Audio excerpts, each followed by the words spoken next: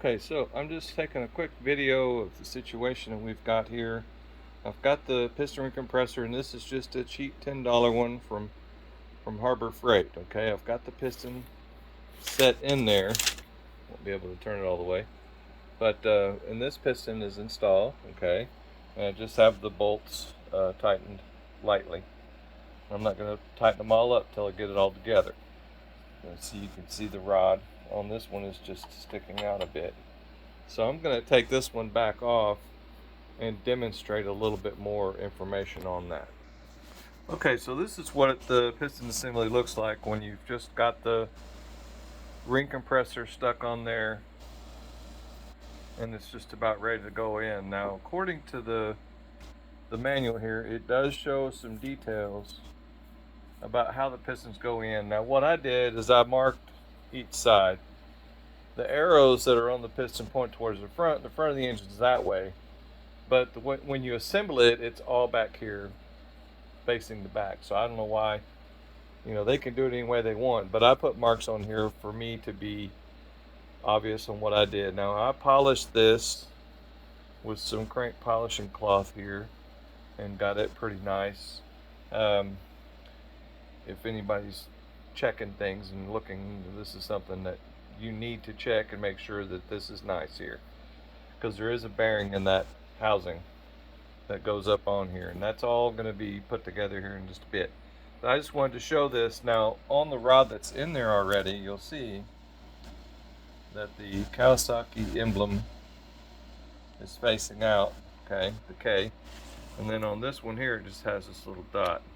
I guess it's a date dot or whatever they want to call it, but that faces out because of this radiused edge wants to go outwards, okay, on this connecting rod, and the flat sides of the connecting rod face each other, okay. And I'm putting it together with some of this Permatex Ultra Slick assembly lube. You can use that, or you can use 105, or you can use 40 weight engine oil. For my temperature range here in Texas, 40 weight's the way to go. We don't mow much grass in the wintertime, so we get a few months off, and then it's a frickin' 100 degrees like today, 110 degrees. So anyway, so I've got this squeezed together, and basically from here we're just gonna set it in there, let the skirt get lined up, and you want to make sure that it's turned. Now, it does have marks on there, and I can line those up pretty good and bump this little feller in there, and there's not much to it. You just don't want this thing here to float up while you're tapping it in, but you can hear it click.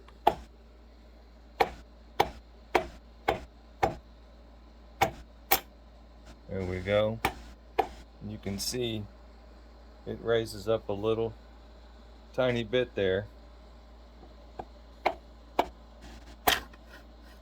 There we go, we're done. And that's it. Now, this edge on the top of the cylinder, you'll see this edge has a slight radius on it, okay? And these cylinders were not cut, they were just honed, just deglazed and cleaned up.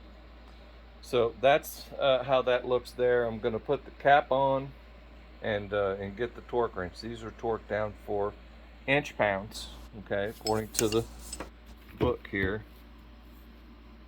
I think the inch-pounds. There it is right there. Connecting rod cap bolts, 87 inch-pounds. So it's all aluminum. Hey, that's the way it is, as long as it don't fall apart, right? Okay, so I've got this thing flipped around so that I can get to these bolts easily. And I've already torqued them, but I'm just going to kind of demo a little bit what this is going to look like. You're going to get it up to about 87, right when it touches that little red needle there. That's what we want. This is a dial type Matco inch-pound gauge here. Torque meter,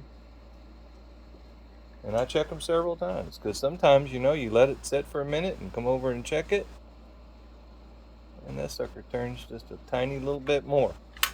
So that's what you want. You want it torqued properly. And then you're going to spin this thing over and make sure you don't have any binding or anything. Now, because it's not supported on this end right here, you're not going to get a very good reading. So it's really going to have to be together quite a bit more. So I have a bit more work to do, and I'll show that in a different video. I hope this helps someone. Y'all have a good day.